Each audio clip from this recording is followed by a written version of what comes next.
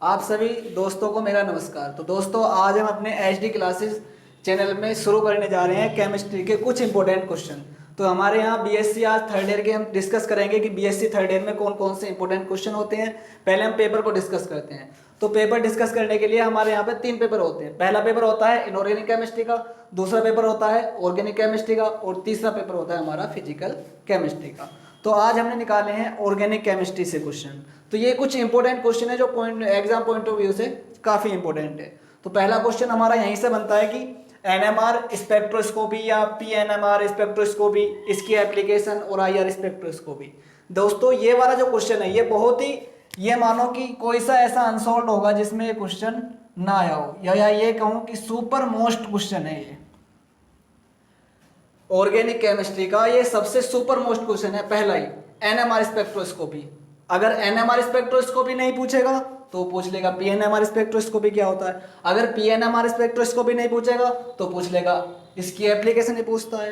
अगर एप्लीकेशन नहीं पूछेगा तो क्या पूछेगा, आईआर स्पेक्ट्रोस्कोपी। यानी कि कुछ ना कुछ इस टॉपिक में से वो पूछ लेता है। तो ये हमारा सबसे इंपॉर्टेंट क्वेश्चन है। इसके बाद हमारा अगला क्वेश्चन आता है म्यूटर रोटेशन। म्यूटर रोटेशन हमारा कार्बोहाइड्रेट से लिया गया है और कार्बोहाइड्रेट्स का सबसे इंपॉर्टेंट टॉपिक है म्यूटर रोटेशन। ठीक है, और ये इसकी मैकेनिज्म है और आने वाले टाइम में मतलब 2-4 दिन के बाद हम इसकी सॉल्यूशन भी हम आपको प्रोवाइड करा देंगे। ठीक है, इसके बाद अगला क्वेश्चन है ओसाजोन एंड इट्स मैकेनिज्म। ये भी हमारा कार्बोहाइड्रेट से लिया गया है ओसाजोन, कि हमारा जब हम इसकी रिएक्शन फेनिल हाइड्रोजन से करा दें किसी भी कार्बोहाइड्रेट्स की, वो एक डाइफेनिल हाइड्रोजन बनता है तो उसको हम म्यूटर ओसाजोन कहते हैं। तो हमारी ये इसकी मैकेनिज्म किस टाइप समझाई जाती है, एक इंपॉर्टेंट क्वेश्चन है, बहुत इंपॉर्टेंट क्वेश्चन है। इसके बाद कार्बोहाइड्रेट से एक क्वेश्चन और आता है जो लगातार कई बार से पूछा भी जा रहा है, how to convert pentose to glucose. यानी कि अगर कोई रिंग हमारी 5 कार्बन की रिंग है तो उसको 6 कार्बन की रिंग में कैसे कन्वर्ट किया जाता है, इसके बारे में ये मेथड हमें पढ़े होंगे, काफ़ी सारे मेथड पढ़े होंगे, लेकिन हम इसको आने वाले टाइम में प्रोवाइड करा देंगे। ठीक है, 1 या 2 दिन में ही इसको कंप्लीटली आपको सबको समझा देंगे कि आपको ग्लूकोज से फ्रक्टोज कैसे बनाया जाता है, या 5 कार्बन की चेन से 6 कार्बन की चेन कैसे बनाई जाती है, 6 कार्बन से 5 कार्बन की कैसे बनाई जाती है, और ग्लूकोज से फ्रक्टोज कैसे बनाया जाता है, फ्रक्टोज से ग्लूकोज कैसे बनाया जाता है। तो ये कुछ इंपॉर्टेंट क्वेश्चन है जो मैं आपको शेयर कर रहा हूँ। ठीक है, अगला क्वेश्चन आता है एमिनो एसिड से। देखो, यूँ तो एमिनो एसिड बहुत ही ज़्यादा इंपॉर्टेंट है, लेकिन एमिनो एसिड में से कुछ ज़्यादा बहुत इंपॉर्टेंट है। जैसे हमारा अल्फा बीटा एमिनो एसिड होते हैं ना, अल्फा बीटा गामा डेल्टा, ये इसका इफेक्ट ऑफ हीट, यानी कि इसका हीट का क्या इफेक्ट पड़ता है, इसको बहुत ही ज़्यादा डीपली पूछा जाता है। शॉर्ट क्वेश्चन में तो ये लगा लो सबका मास्टर क्वेश्चन है ये, इससे तो बहुत ज़्यादा पूछा जाता है। Alpha beta gamma and delta amino acid बहुत ज़्यादा पूछे जाने वाला क्वेश्चन है। ठीक है, इसके बाद अगला क्वेश्चन आपका आता है write name and structure of nucleic acid. देखो भाई, ये क्वेश्चन भी बहुत अपने मतलब बायोकेमिस्ट्री से सबसे ज़्यादा निकाले जाने वाला क्वेश्चन है। इसकी स्ट्रक्चर पूछ लेता है कि डीएनए क्या होता है, डीएनए की स्ट्रक्चर कैसी होती है। भाई हमने पढ़ा है कि डबल हेलिक्स की इसकी स्ट्रक्चर होती है, उसको डिस्क्राइब करना होता है। वो जैसे होगा हम लोग पढ़ लेंगे।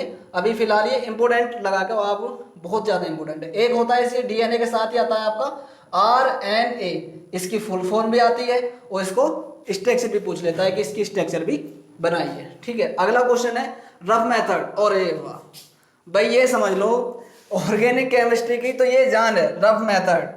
और कौन सा, वोहल मेथड। और कौन सा है, किलियानी-फिशर सिंथेसिस। यानी कि ये तीनों मेथड में से तो एक मेथड पक्का ही समझो। मैं ऐसे मानूं कि ये जो हमारा रफ मेथड है और ये वोहल मेथड है, ये सबसे ज्यादा पूछा जाता है। अगर इन तीनों में से, मेरी गारंटी इस बात की कि इन तीनों में से एक ना एक मेथड वो आपसे जरूर पूछ लेगा। अगर वो जरूर नहीं पूछा, भाई अगर नहीं पूछेगा तो वो कहेगा भाई क्या पूछेगा, वो ये कह सकता है कि पेंटोज से ग्लूकोज क्या कहते हैं। तो ये भी तो रफ मेथड के द्वारा की जाता है। भाई अगर हमारी 6 कार्बन की चेन है, 6 कार्बन से हम कितने की बना रहे हैं, 5 कार्बन की बना रहे हैं, तो चेन सॉर्टिंग हो रही है। तो चेन सॉर्ट करने के लिए हमें कौन सा मेथड यूज करते हैं, रफ मेथड यूज करते हैं। तो क्वेश्चन को घुमा के वो पूछ सकता है। अभी जब मैं इसको पढ़ाऊंगा कार्बोहाइड्रेट्स की, इसकी सिंथेसिस कराऊंगा, Ruff method, Wohl method, Kiliani synthesis, ये काफ़ी सारे मेथड जब मैं आपको पढ़ाऊंगा तो आपको क्लियर हो जाएगा कि यहाँ भाई क्वेश्चन किस तरह से पूछता है। ठीक है, अगला क्वेश्चन है हमारा ऑर्गेनोमेटेलिक कंपाउंड से। देखो, ऑर्गेनोमेटेलिक कंपाउंड कई टाइप के होते हैं, organo magnesium, organo sulphur, organo aluminium. तो हमारा एक कंपाउंड यहाँ से लिया गया है ऑर्गेनो मैग्नीशियम कंपाउंड। तो ये क्या होता है, इसके बारे में एक्सप्लेन कीजिए। बहुत ज़्यादा पूछे जाने वाला क्वेश्चन है ऑर्गेनोमेटेलिक कंपाउंड का। इसकी प्रॉपर्टीज के बारे में पूछा है। अच्छा, इसके बाद अगला क्वेश्चन आता है हमारा जीआर से, ग्रिग्नार्ड रीजेंट।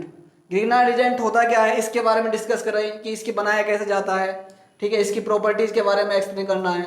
तो ये जीआर से बहुत ज़्यादा इंपॉर्टेंट क्वेश्चन है, ये लगभग बीएससी सेकेंड ईयर के लिए तो है ही इंपॉर्टेंट, लेकिन बीएससी थर्ड ईयर के लिए उससे ज़्यादा इंपॉर्टेंट क्वेश्चन है। ठीक है, अगला क्वेश्चन है न्यूक्लियोटाइड एंड न्यूक्लियोसाइड। ये क्या होते हैं भाई, ये बायो ऑर्गेनिक से लिया गया है, बायो ऑर्गेनिक केमिस्ट्री से क्वेश्चन लिए गए हैं, ये भी बहुत ज़्यादा इंपॉर्टेंट है हमारे। और इसको ये कहो कि लगभग 1-2 अनसोल्ड ही होगा जिसमें नहीं आया हो, 1-2 साल है जो नहीं आया हो, बाकी सब में ये पूछा जाता है। ठीक है, बहुत ज़्यादा पूछे जाने वाले क्वेश्चन मैंने आपको ये दिखवा दिए। अगर आप चाहोगे तो इनका आपको सोल्यूशन भी मैं प्रोवाइड करा दूंगा।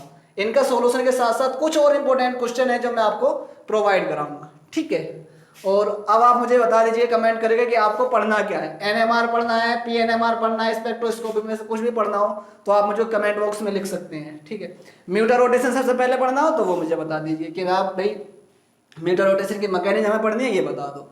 ओसा जोन पढ़ना हो, कोई सा भी अगर तुम्हें पढ़ना हो, ठीक है, तो आप मुझको जल्दी से कमेंट करके बता दीजिए कि आप कल को हम क्या शुरू करें, कि इसमें से हमें क्या पढ़ना है।